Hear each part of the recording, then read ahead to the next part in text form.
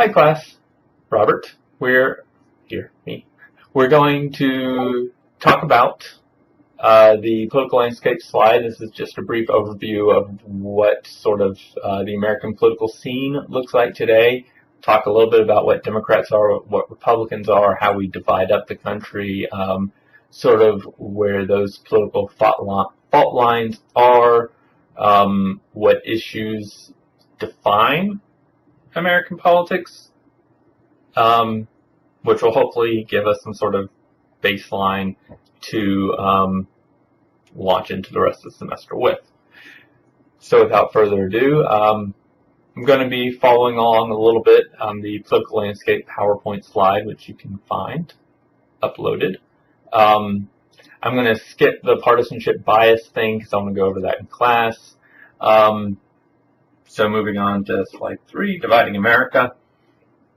There are two major political parties, Democrats and Republicans.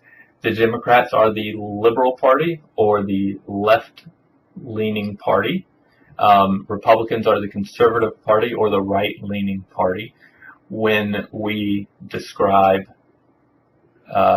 politics, or people in politics, we may describe some as being on the left side of the political spectrum and some being on the right side of the political spectrum. The left side of the political spectrum is the Democrats. The right side of the political spectrum are the Republicans. You may also describe it as a liberal and conservative. On the liberal, which is also the left, which is also the Democrats.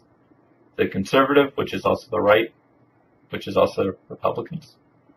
Alright, so when you hear, man, that person's super liberal, you'll be able to go, oh, that person's on the left of the political spectrum. That person's probably a Democrat, or maybe further to the left than a Democrat. And we'll talk about some of those things that you can go, oh, this person probably believes or supports, X, Y, Z. There's a growing number of independents in this country. Now, here's the key thing with independents. Independent, if you declare yourself an independent or say you don't associate with a political party, that doesn't necessarily mean that you are you don't vote with one political party or the other every single time. For example, I am a registered independent. I don't consider myself a member of the Democratic Party, and I don't consider myself a member of the Republican Party. I don't feel any loyalty to the Democratic Party. I'm not going to say, like on this one video, a clip on YouTube I saw recently of a show, Bill Maher show, Real Time with Bill Maher. There's a former Democratic governor of Michigan was on there, and there's some other people on there. Anyway, one of the other people started talking about the problem with racism in America and racism among white people. To me, that's a perfectly fine, good, valid statement. The Democratic governor jumps in and says, Republican white people, Republicans, it's a problem among Republican white people. And I wanted to say, no, it's just a white people problem. Democrats can be racist and Republicans can be racist. So part of what this does, though, what I'm saying here is that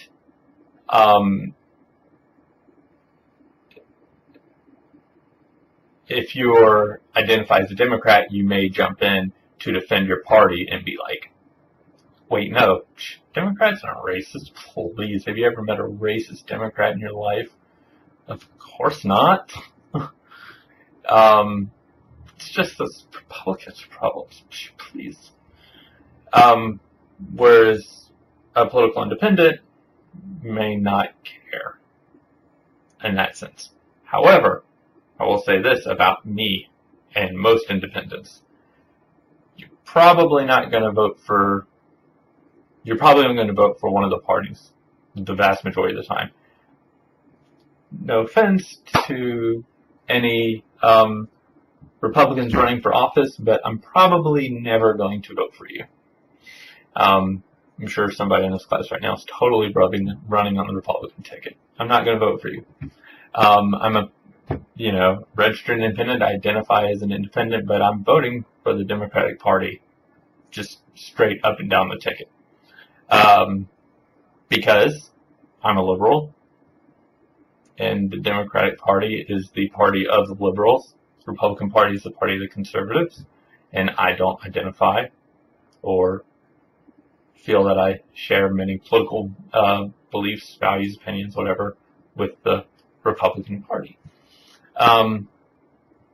So don't get, basically, what the other message with that is, don't get sort of fouled up into thinking that independents are somehow moderates, people that can look at both sides of the issue, people that could maybe go one way or the other. Maybe independents vote 50% Democrat and 50% Republican one year. Independents have a political leaning, one way or the other. And they're increasingly as partisan, if not more partisan, than people that identify as a member of a party when it comes to vote.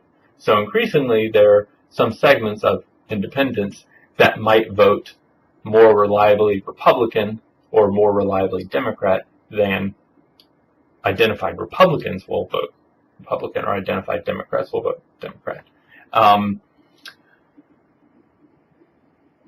So there's that.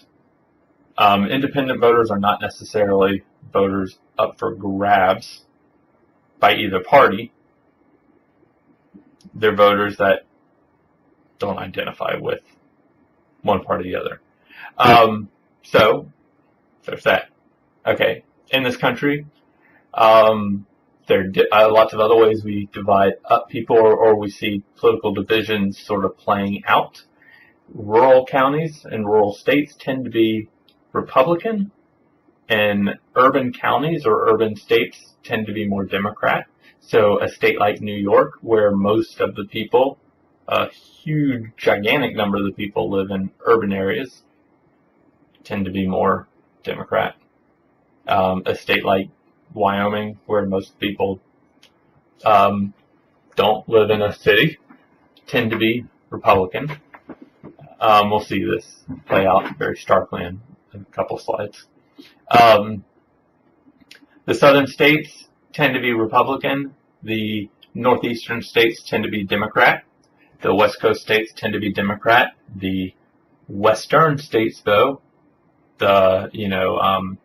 Utah, Montana, Oklahoma, Kansas, whatever states tend to be Republican. Very sort of clearly defined, like Utah, 70% Republican. Wyoming, 70% Republican. Montana is a different creature. Idaho, 70% Republican. Kansas, 60% Republican. Let's travel to Rhode Island and Massachusetts, 70% Democrat, 70% Democrat. Vermont's overwhelmingly Democrat, despite being more rural. It's a northeastern state. New York, 60% Democrat. Maryland, 65%, Democrat. Very Democratic states. There's religious conservatives and religious liberals. We tend to think of, if you're religious, you vote conservative. I like to point out, though, that there are very religious people who are also very liberal in their religious values and form them to vote liberal and democratic. The differences, they're not quite as loud as the religious conservatives. There's that. And there's a racial divide in this country. Basically, it's white people against everybody that's not white. Republican Party is the party of white people. The Democratic Party is the party of not white people. the way it sorts itself out.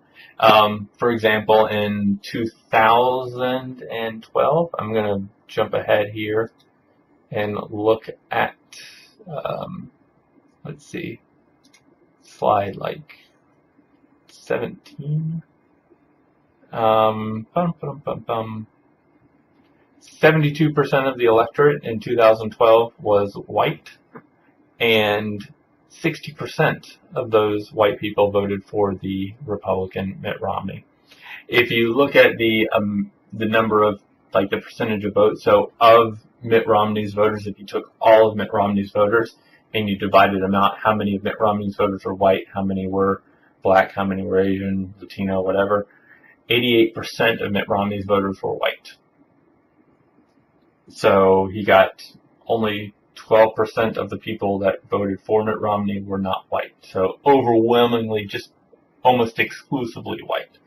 Whereas for Obama, it was 56% of the people that voted for Obama were white, I believe, and 44% were not white.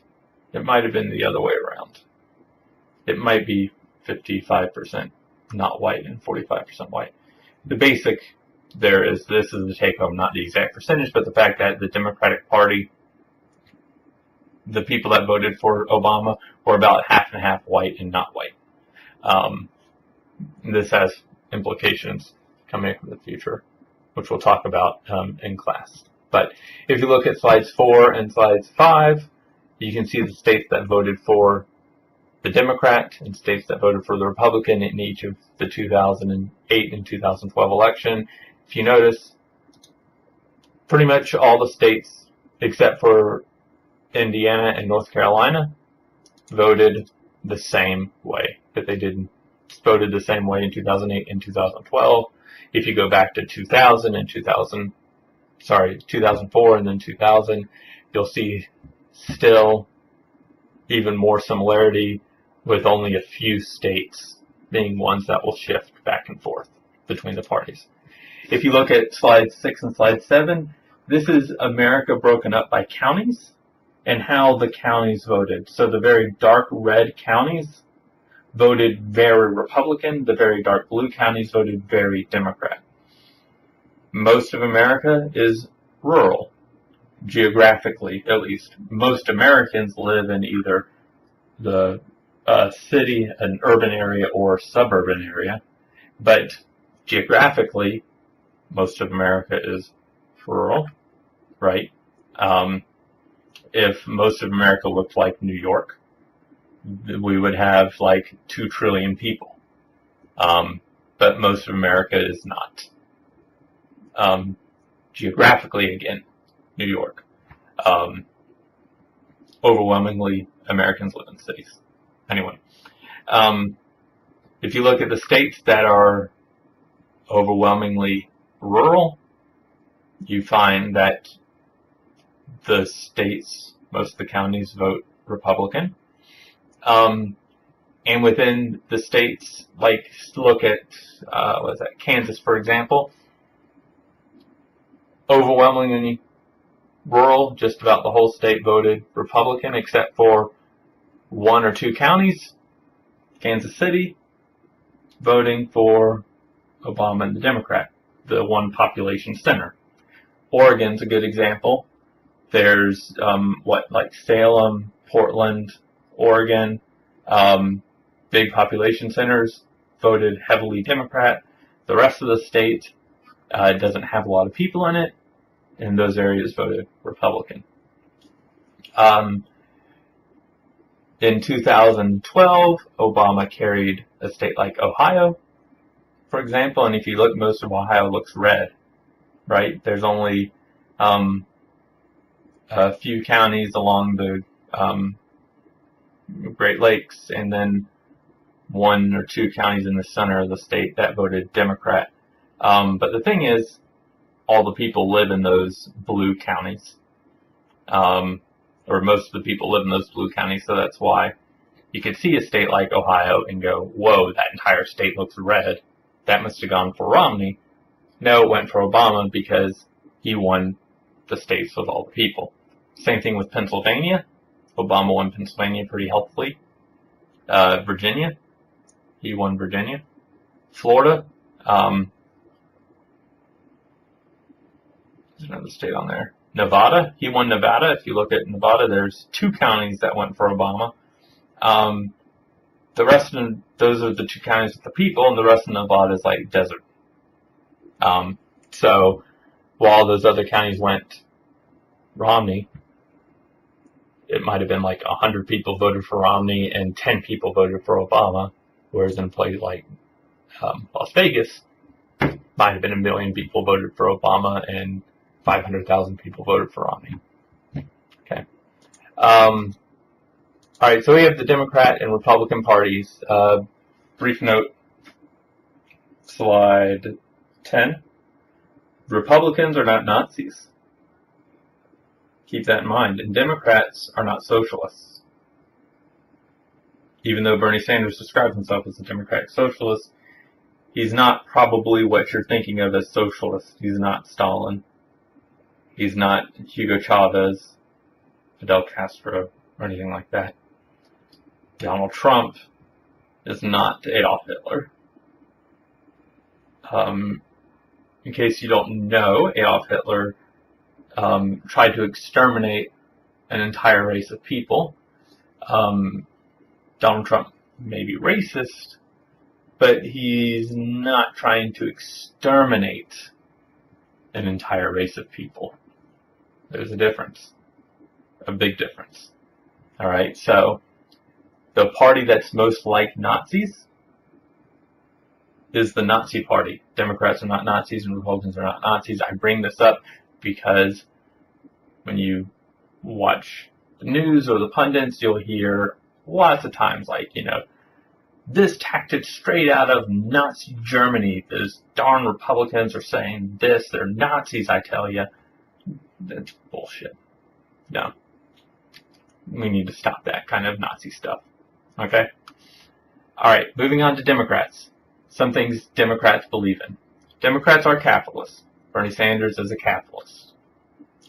Republicans are capitalists. Donald Trump's a capitalist. The difference here between the parties are in terms of degree of capitalism and, I guess, degree of government involvement in making the economy, or in how you're going to regulate the economy and how you want the economy to work for people. Okay? So, the Democrats believe in greater government involvement in the economy to protect workers, to ensure people have some sort of minimum wage, to ensure basic, some health and environmental protections. They view that as essential, as appropriate uses of the government,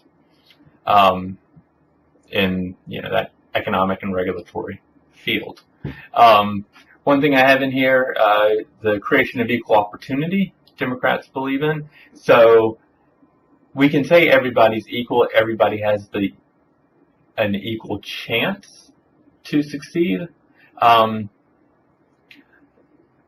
But here's the deal. If you're born into Bill Gates' family versus if you're born into a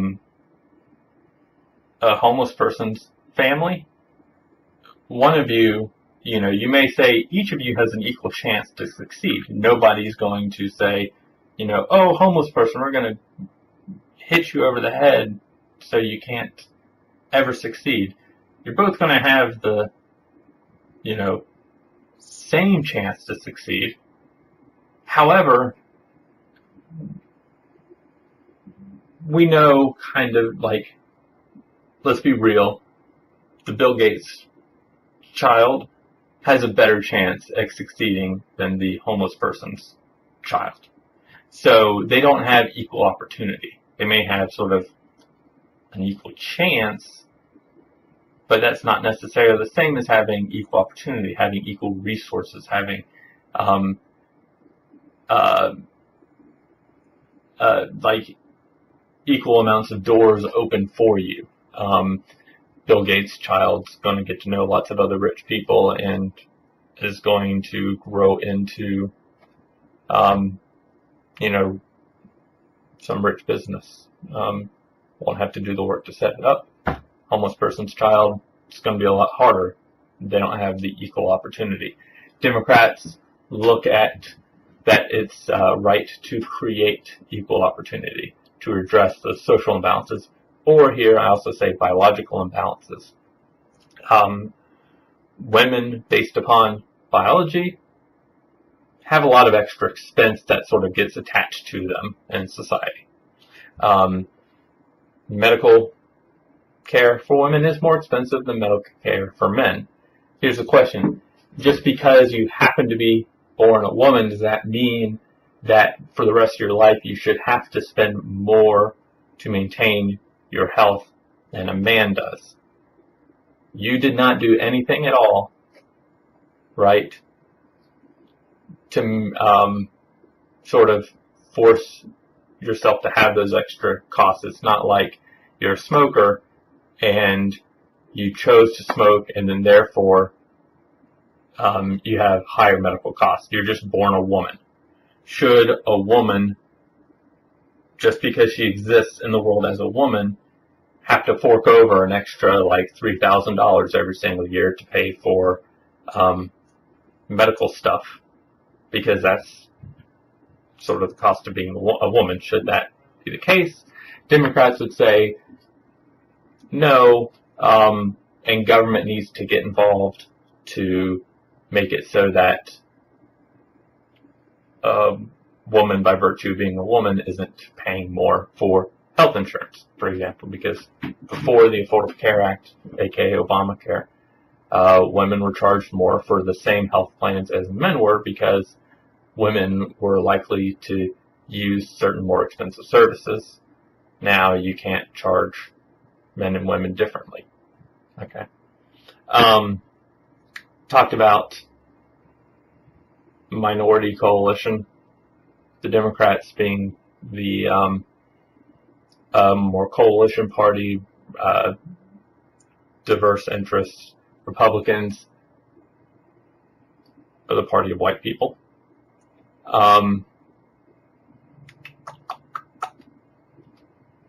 And there are degrees of different wings of the Democratic Party. You got the liberal progressive wing.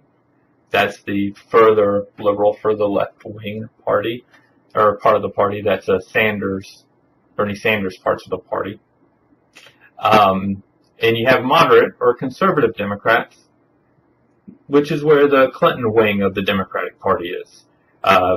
Bill Clinton and Hillary Clinton instituted, or sort of won the original election. Bill Clinton won election in 1992, pushing forward what he called this third way Democratic Party, this very moderate Democratic Party that shifted drastically to the right, abandoned a lot of the democratic principles from FDR and Lyndon Baines Johnson, LBJ, in the 40s, 50s, and 60s,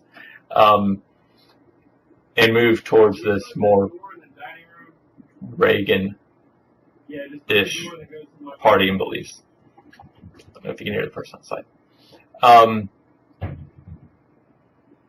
All right, so Republicans. Free market capitalists, just like Democrats. Again, the difference is degree. Republicans believe in less government regulation, less government involvement in the economy.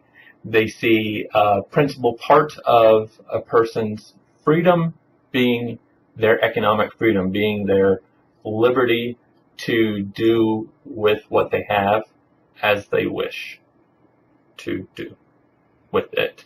So Democrats, for example, would support a higher minimum wage. Republicans would say you're infringing upon people's liberty to, say, contract out their labor at the wage they want to, or they think is right for them. So let's say we get a minimum wage of $15 an hour. That'd be so great, to me at least. But let's say we get a minimum wage of $15 an hour. Republicans would say, listen, this is a sort of violation of basic individual freedom. Say, me and you want a job. All right? The owner person's going to hire one of us. If I'm willing to do that job for $10 an hour, whereas you want $15 an hour to do the job,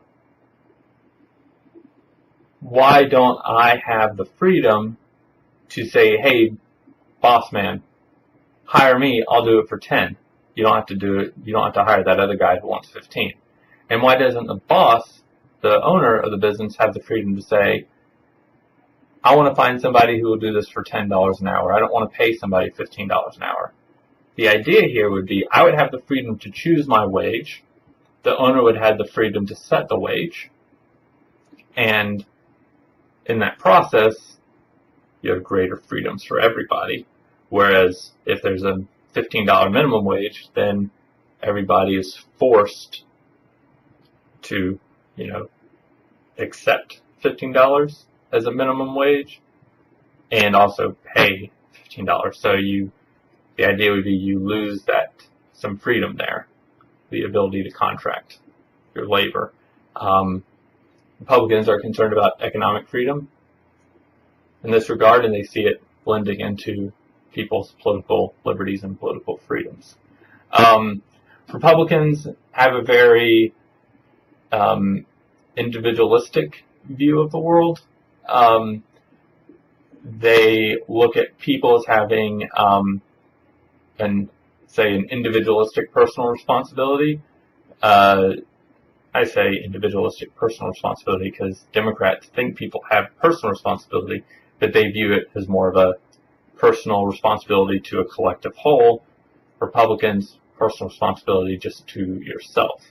And you can see this play out in the fact that Republicans are favor less restrictions on guns, and one of the big justifications for it being personal self-defense. If you believe that people need to take more personal individual responsibility for themselves and that other people don't need to, look out for you, or that there isn't a social responsibility, that I think very logically leads itself to being more pro-Second Amendment, pro-gun rights, because what's the ultimate exercise of a personal responsibility than taking personal responsibility for your own self-defense, right? So you can't always count, the idea would be, on the police being there. You've got to, take personal responsibility for your own safety. Democrats would say, or, value more gun regulations, and that slides in well with their belief on a more social responsibility look at society, in that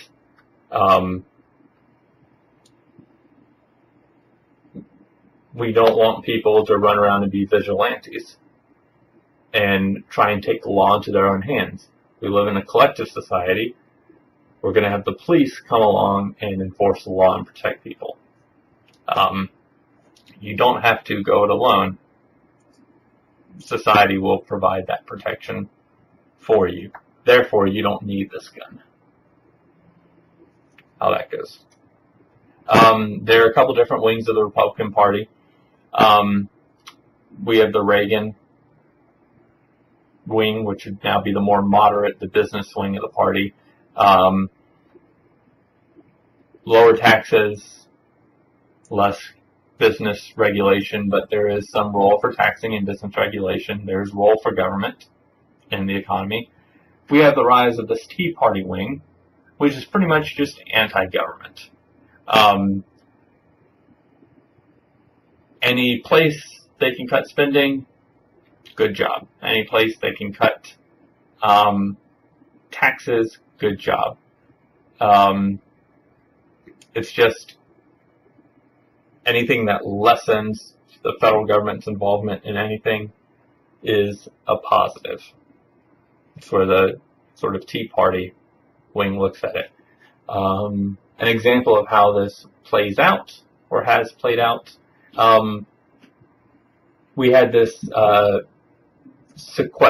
this budget sequester thing. All right, so what happened was the Democrats and Republicans made this deal to say we want to reduce the national deficit. All right, so the government spends more money than it takes in every year. The Democrats and Republicans said we're going to make it so that the deficit that we run every year is less. Okay? However, if we can't come to a deal to reduce the deficit by 2013, then there are going to be they put into law these automatic spending cuts and these automatic spending cuts that would lower the deficit. Okay? For everybody. And half of the money would be lowered by cutting money from defense, and half of the money would be lowered by cutting money from social programs. Republicans like defense spending, Democrats like social spending, so the idea would be if we can't come to a budget deficit deal, each party will lose something, military spending and defense and social spending. Therefore, the Democrats and Republicans have some reason to sort of come together and try and work this out. Nobody really wanted this cut to go forward. Republicans, at least the moderate wing of the Republican Party, hated the military spending cuts. Democrats did not like the social spending cuts. All right. However, there's this Tea Party wing of the Republican Party that was just like, hey, let's just cut spending. So instead of, in this case, coming to an agreement on some targeted deficit reduction deal, when there was no deficit reduction deal being reached, what everybody thought would happen was that Congress would just repeal the sequester. There's no reason why the sequester had to go into effect. The budget cuts had to go into effect when Congress couldn't come to an agreement. They could have just undid their original agreement. However, the Tea Party Republicans stepped in and said, actually, you know what? Even though this is cutting military spending, it also cuts social spending, and it's cutting government spending, and it's reducing deficit. We like that. It just, the result is it reduces government spending. Hooray! We're not going to vote for a budget deal, and we're not going to vote to make it so these budget cuts don't actually go into effect. So that's an example of how that worked out. That was a big controversy in 2013. There's also the religious wing of the Republican Party. Religious wing of the Republican Party is mostly concerned with sex-related issues, gay marriage, abortion, contraception and access thereof, contraception. The religious wing of the Republican Party, if you have a pro-choice Republican, a Republican who supports a woman's right to have an abortion, versus a pro-life Democrat, a Democrat who wants to take away a woman's right to have an abortion, that religious right wing of the Republican Party will probably go and vote for the pro-life Democrat, because that is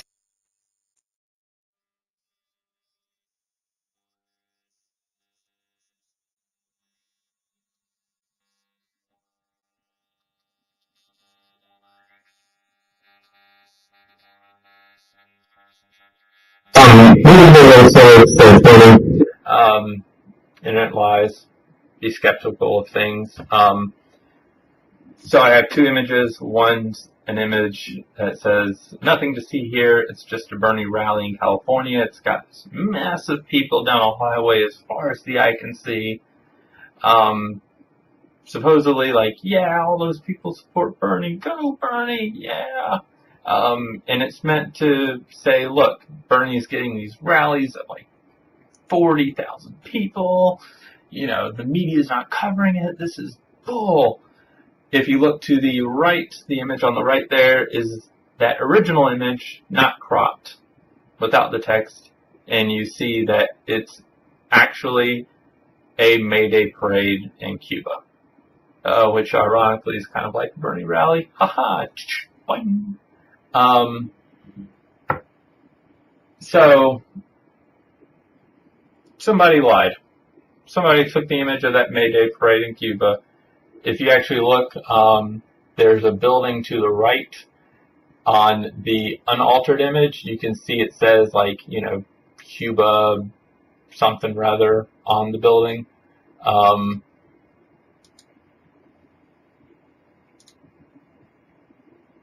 Sorry, I'm changing the zoom size here.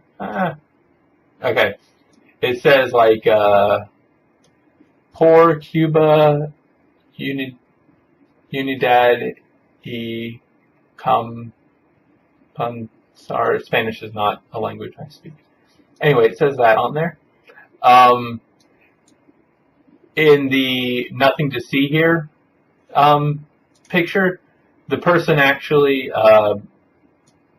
photoshopped that Cuba information out of the image. Basically, again, the message here, be skeptical of what you see on the internet. Sometimes it lies. Cool. I'll stop there. Thanks, and talk soon. Bye.